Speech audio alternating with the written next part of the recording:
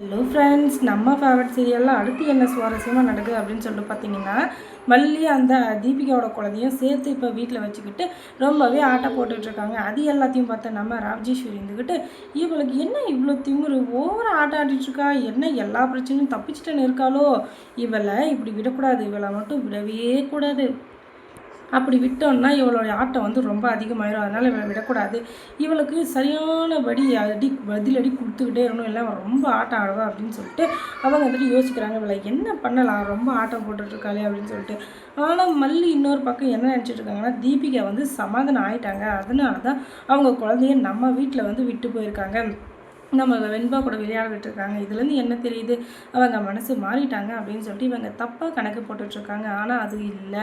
இப்போ என்ன அவங்க பிளான் பண்ணியிருக்காங்கன்னா, மல்லியோட அந்த குழந்தைய நல்லா பழக விட்டு, அதுக்கப்புறம் குழந்தைய பார்க்குற சாக்கில் அடிக்கடி அங்கே போகிறதும், அதுக்கப்புறம் அங்கே அந்த மல்லிக்கிட்ட பேசி என்ன நடந்துச்சு ஏது நடந்துச்சுன்னு தெரிஞ்சுக்கிட்டு மல்லியை பழி வாங்கணும் அப்படின்றதுக்காக தான் இந்த தீபிகா இப்படி ஒரு பிளானை போட்டிருக்கா. அவர் நிமிஷத்தில் தீபிகாவை நல்லவே நினச்சிட்டிங்களே மல்லி, என்ன மல்லி அப்படின்னு சொல்லிட்டு பார்த்தா, அவங்க இந்த வெளுத்ததெல்லாம் பாலுன்னு நினைக்கிறவங்க. அதனால தான் அவங்களுக்கு நல்லது கெட்டது அது எல்லாமே ஆராய்ச்சி அறிய தெரியல, அதுதான் உண்மை.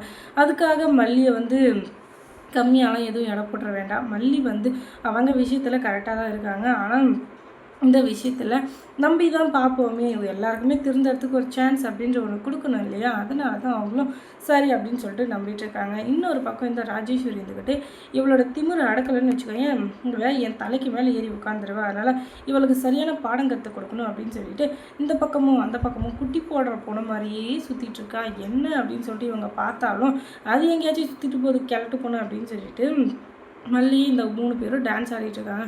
அதுக்கப்புறம் கையில் வாட்டர் பால் எடுக்கிறாங்க குடிக்கலாம் அப்படின்னு சொல்லிட்டு. இதை வச்சு இவளை ஏதாச்சும் ஒன்று பண்ணணுமே, இவ ஆட்டம் ரொம்ப ஓவராக ஆடிட்டுருக்காளே அப்படின்னு சொல்லிட்டு தண்ணி பாட்டிலில் ஃபுல்லாக காலி பண்ணிவிட்டு தண்ணியை மறுபடியும் ஃபில் பண்ணுறாங்க. அதுக்கப்புறம் அந்த பாட்டிலை கீழே சொயின்னு உருட்டி விட அது போய் கரெக்டாக மல்லியோட காலில் பட்டு சொயின்னு அவங்க கீழே விழுந்துடுறாங்க, அந்த வாட்டர் பாட்டில் மேலே காலை வச்சு. அப்புறம் என்ன, ஐயோ அம்மா ஹாஸ்பிட்டலுக்கு தூக்குங்க அப்படின்னு சொல்லிட்டு அந்த விஜய் குடுகுடுன்னு ஓடி வந்து மல்லியை தூக்கிட்டு போய் ஹாஸ்பிட்டலில் சேர்த்துட்டு மல்லிக்கு கால் ஃப்ராக்சர் ஆகிருக்கு அப்படின்னு சொல்லியிருக்காங்க. அதனால் ஒரு வாரம் அவங்க பெட் ரெஸ்ட் எடுக்கணும். அதோட அவங்க இப்போதைக்கு நடக்கிறது அவங்களுக்கு சேஃப் இல்லை அப்படின்னு சொல்லிட்டு இவங்க வந்துக்கிட்டு சொல்லிட்டு இருக்காங்க. உடனே சரி அப்படின்னு சொல்லிட்டு அமைதியாக இருக்காங்க. இப்போது மல்லியை விசாரிக்கிற பார்க்குற சாக்கில் வர்ற இந்த தீபிகா வந்துக்கிட்டு மல்லிக்கிட்ட 1-2 விஷயத்த போட்டு வாங்கலாம் அப்படின்னு சொல்லிட்டு பார்க்குறாங்க. ஆனால் மல்லிக்கிட்ட எந்த பருப்பும் வேகாது.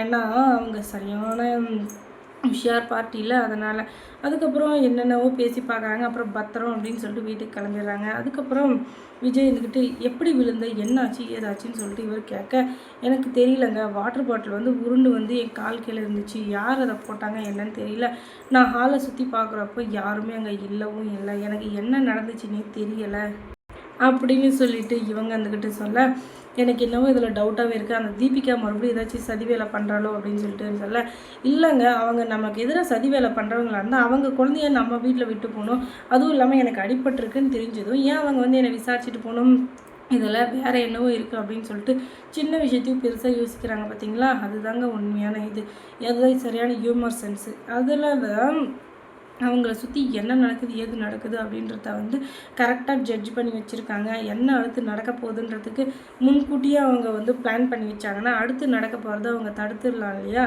அதனால தான் இப்போ விஜய் இருந்துக்கிட்டு விழுந்து விழுந்து கவனிக்கிறாரு மல்லியை. ஏன்னா மல்லியோட நிலைமை கொஞ்சம் ரொம்பன்னு சொல்ல முடியாது, கொஞ்சம் கஷ்டமான இதில் இருக்குது. அதனால் வீட்டில் வேறு யாருக்காச்சும் உடம்பு சரியில்லைனா இல்லை ஒரு சின்ன ஜலதோஷம் பிடிச்சிட்டா கூட அவங்கள விழுந்து விழுந்து விழுந்து கவனிக்கிறதில்ல. நம்ம மல்லியை அடிச்சிக்க ஆளே இல்லை. அப்படி இருக்கிற மல்லி அவங்களுக்கு ஏதாச்சும் ஒன்றுன்னா நம்ம விஜய் சும்மா இருப்பாரா? அதனால் விஜய் இருந்துக்கிட்டு அப்படியே விழுந்து விழுந்து கவனிச்சிட்ருக்காரு. பார்த்துங்க, விழுந்து விழுந்து அடிபட்டுற போகுது அப்படின்னு சொல்கிற அளவுக்கு கவனிச்சிக்கிறாருன்னா பார்த்துக்கோங்களேன். அதுக்கப்புறம் மல்லி வந்து கொஞ்சம் கொஞ்சமாக சரியாயிட்டு வராங்க. மறுபடியும் தீபிகா ஹாஸ்பிட்டலுக்கு வராங்க. ஏதோ ஒரு விஷயத்தை பற்றி பேசுறதுக்காக வராங்க. ஆனால் விஜய் அங்கே கூட இருக்கிறதுனால இப்போ எதுவும் பேசுறதுக்கான சரியான சூழ்நிலை அமையல அப்படின்னு சொல்லிட்டு சரி இன்னொரு நாள் பேசலாம் அப்படின்னு சொல்லிட்டு கிளம்பிடுறாங்க. இதுலேருந்து என்ன தெரிய வருதுன்னா விஜய்க்கு இவங்க ஏதோ ஒன்று போட்டு வாங்கிறதுக்காக வந்திருக்காங்க அப்படின்னு சொல்லிட்டு சொல்ல எங்க எல்லாத்தையும் சந்தேகத்தோட பார்த்தா எப்படிங்க எல்லாத்துக்கும் ஒரு வரையறைன்னு இருக்குல்ல அப்படின்னதும் நீ தப்பாக புரிஞ்சிட்ருக்க யாரையும் எதுலேயும் சாதாரணமாக எடை போடக்கூடாது அப்படின்னு சொல்லிட்டு விஜய் இருந்துக்கிட்டு பேசிகிட்டு இருக்காரு. அதுக்கப்புறம் நம்ம சேனலில் என்ன நடந்திருக்குன்னு நீங்கள் தெரிஞ்சுக்கணுன்னா நம்ம சேனலை சப்ஸ்கிரைப் பண்ணுங்கள். அதோட பக்கத்தில் இருக்க அந்த பெல் ஐக்கானையும் கொஞ்சம் கிளிக் பண்ணி விடுங்க. தொடர்ந்து இந்த சேனலுக்கு சப்போர்ட் கொடுங்க. தேங்க்ஸ் ஃபார் வாட்சிங்.